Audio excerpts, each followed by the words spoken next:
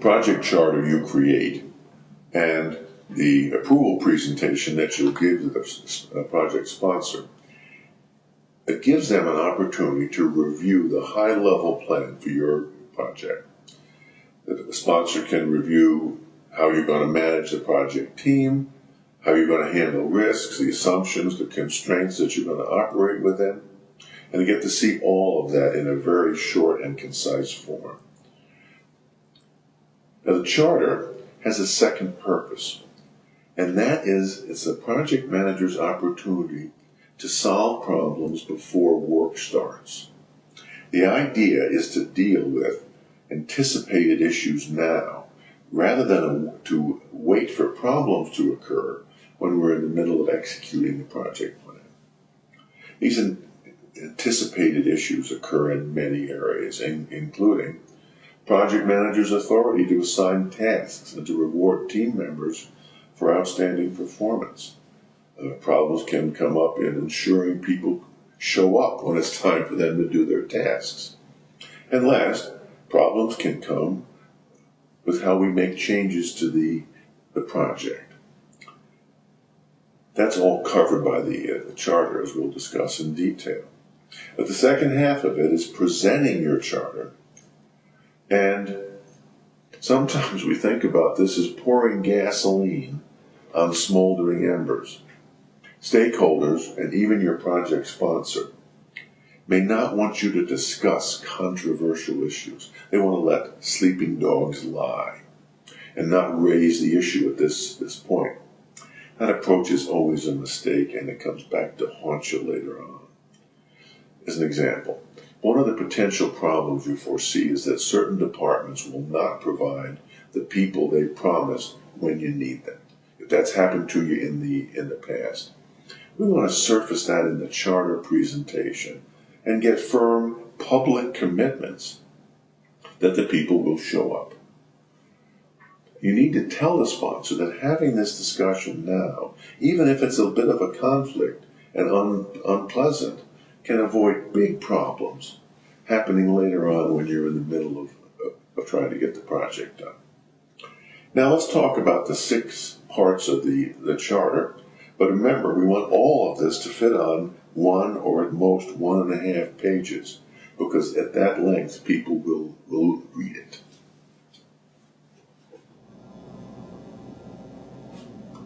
Of all the sections of the charter, the risks and assumptions section has to be the most concise. The mistake too many project managers make is to think that if they list every conceivable risk they can think of,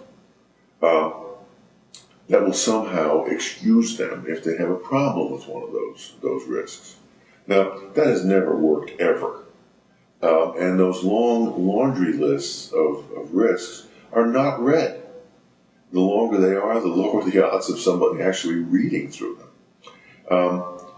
Particularly because there is no action suggested about how to mitigate the risks, how to diminish their impact on the project.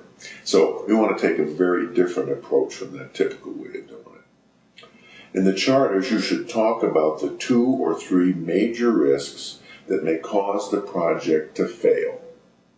For each of those risks, we want to offer at least one idea about how we might lessen the impact on the project.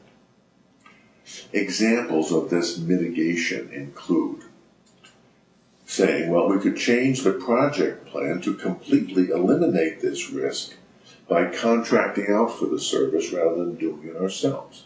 That's one strategy for mitigation.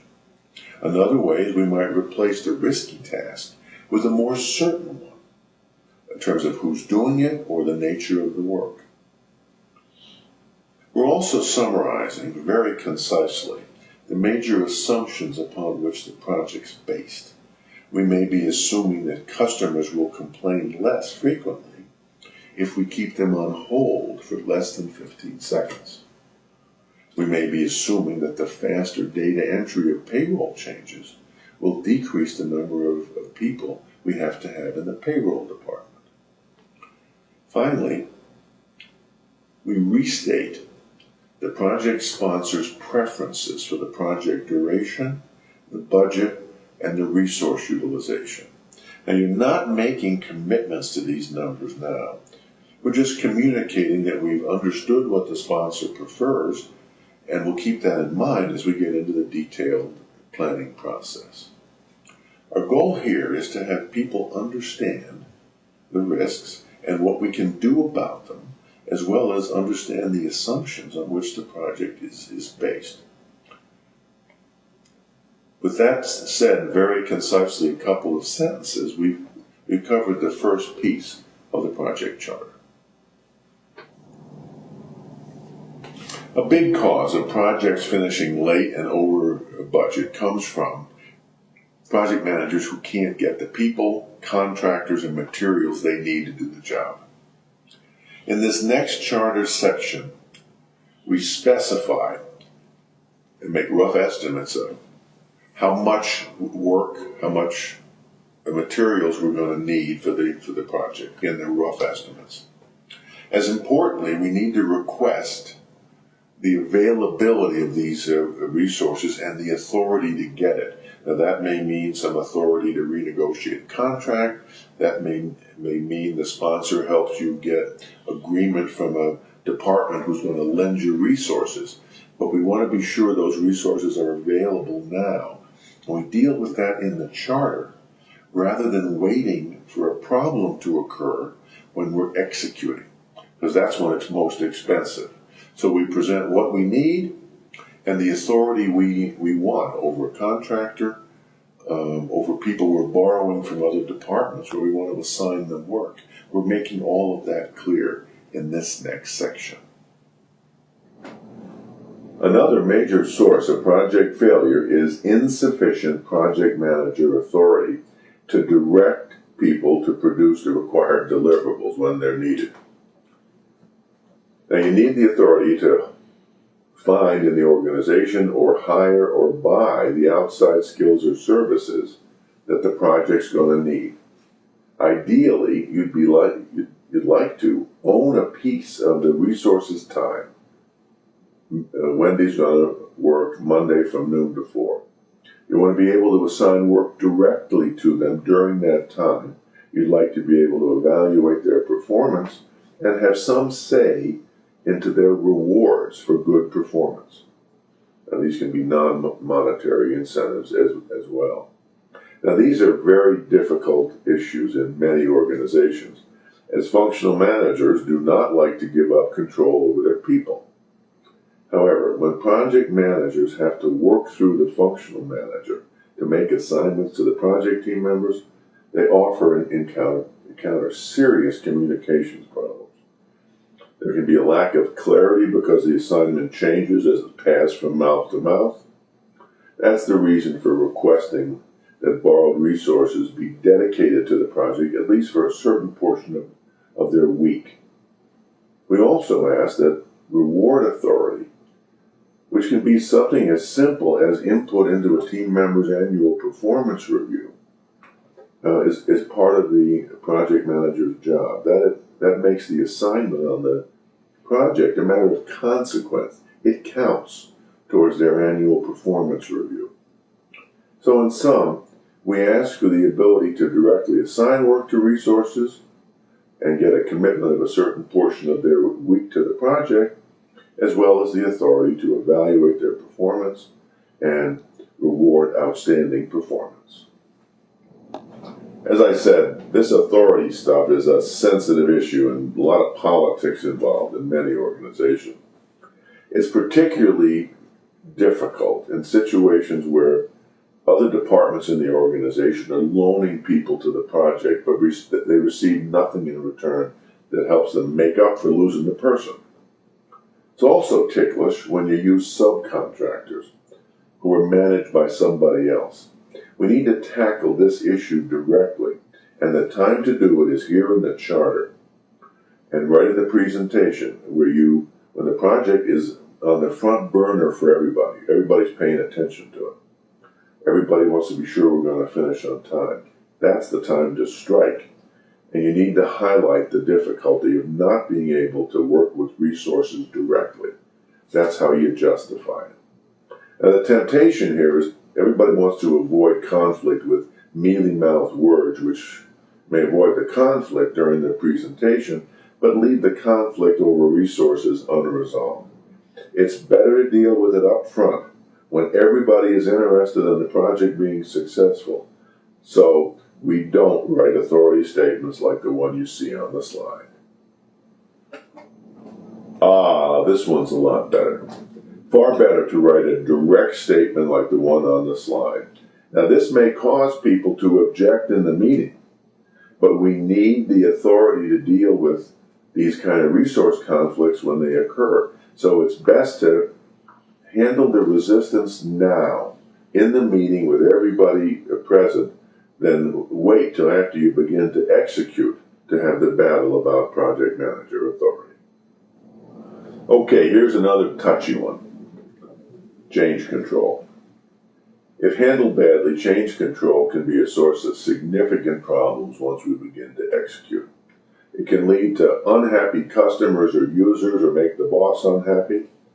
It can make jobs unprofitable or cause them to overrun their budgets. That's why we lay out how to handle changes to the scope, budget, and schedule in the chart. Handling those changes is also critical to having customers or the users be satisfied with your work. Remember that good change control does not mean that we try to block all changes to the project. Quite the contrary. We want to satisfy the customer, but we also want to get additional budget and time to do these changes. So you smile and get all the detail, and then you go to work. The first and most important step is that we want the customer or sponsor to agree that all changes need a thorough review and approval. That review includes analyzing the impact of the change to cost, schedule, scope, and quality, and our resources.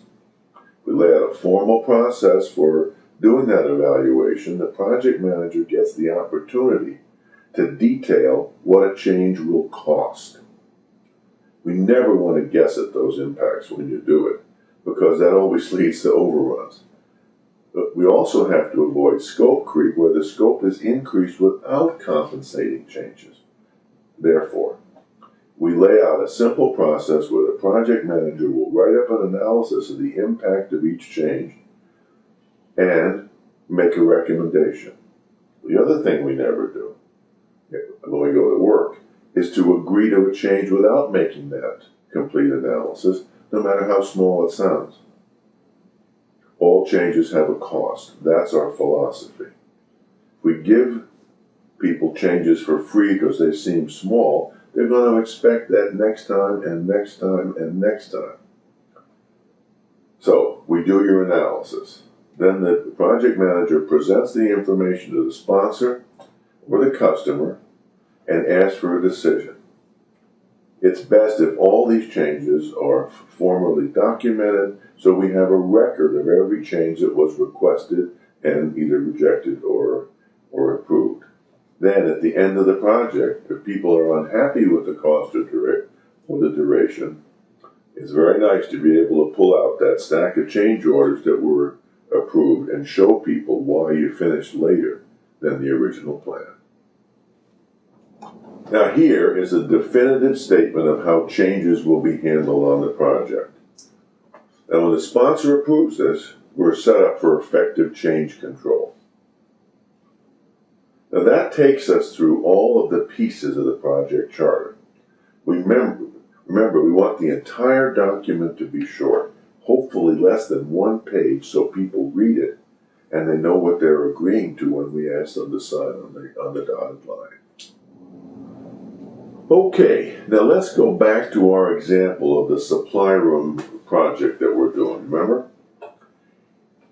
When you got home from work that evening, you sat down to draft a very short project charter. It was the last piece of the broad brush plan, which would include the scope and those major deliverables and then the decomposition of those deliverables. Now you had to write out the other elements of your project charter. For the constraints and assumptions, your customer had specified a duration of 4 weeks. and a minimum interruption to their operations while you were doing the project. You made a note that it'd be good to remind everybody of that so that they're all aware of the need to be careful about affecting operations. The second element was the project manager's authority. In this situation and this organization, it seemed best for the employees who were involved in the project to get their instructions from the company president. And none of them were going to be working on the project full time, and so there was little value in trying to carve out special assignment authorities for yourself. But the one authority that you were concerned about, and where you had to make it clear, was that you and you alone would give assignments and instructions to the subcontractors. The client and his engineer friend needed to respect the fact that those people were yours to manage. That same authority was also true for ordering construction supplies and the rental of construction equipment. That's what you had to make clear so they stayed out of it. The third element was change control. While the project was small and relatively short term, it still seemed worthwhile to specify that people had to submit changes in writing, where you would document the impact of the changes on cost, duration, and scope, and get the sponsor to approve them because it was going to cost the sponsor money, and he had to agree to that in writing. That all went into your charter.